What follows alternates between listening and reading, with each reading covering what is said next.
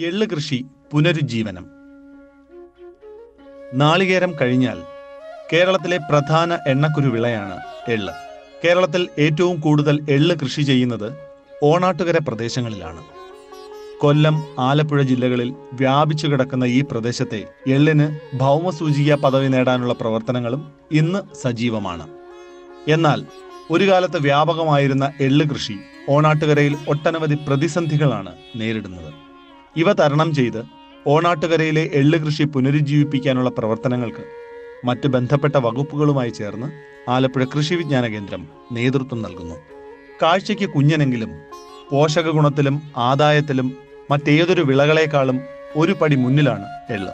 50% എണ്ണ അടങ്ങിയിരിക്കുന്ന എള്ള് വിത്ത് ആന്റി ഓക്സിഡന്റുകളുടെ കലവറയാണ്.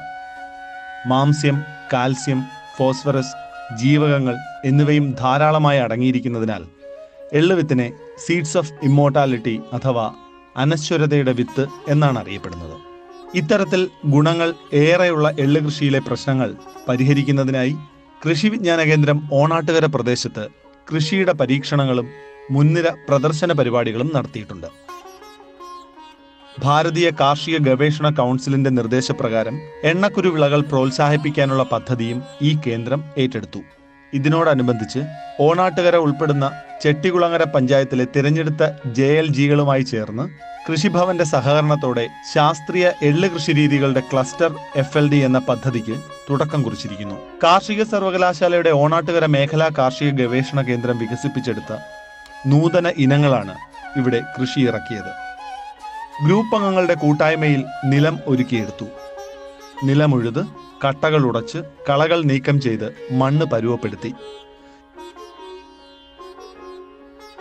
എള്ളുവിത്ത് നന്നായി ചെറുതായതിനാൽ ഒരുപോലെ എല്ലാ സ്ഥലത്തും വീഴുന്നതിനായി മണൽ ചേർത്ത് വിതയ്ക്കുന്നതാണ് അഭികാമ്യം. വിളവ് മെച്ചപ്പെടുത്തുന്നതിന് ശാസ്ത്രീയ വളപ്രയോഗ രീതികൾ എള്ളിലും അനുവർത്തിക്കാവുന്നതാണ്. അടിവളമായി ഏക്കർ 1-ന് 2 ടൺ ചാണകമോ കമ്പോസ്റ്റോ നൽകാം.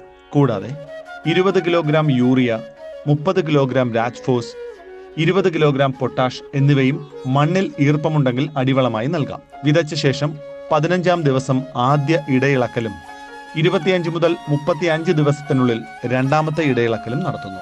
ആദ്യ ഇടയിളക്കലിൽ തന്നെ ചെടികളുടെ ശരിയായ അകലം നിലനിർത്തണം.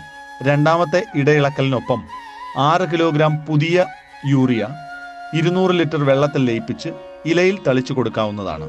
വേനൽ സമയത്ത് മണ്ണിലെ ലഭ്യമായ ഈർപ്പം കൊണ്ട് എള്ള് വളരുമെങ്കിലും വളർച്ചയുടെ നിർണായക ഘട്ടങ്ങളിൽ ജലസേചനം നടത്തിയാൽ വിളവ് കൂടുമെന്ന് കണ്ടിട്ടുണ്ട്.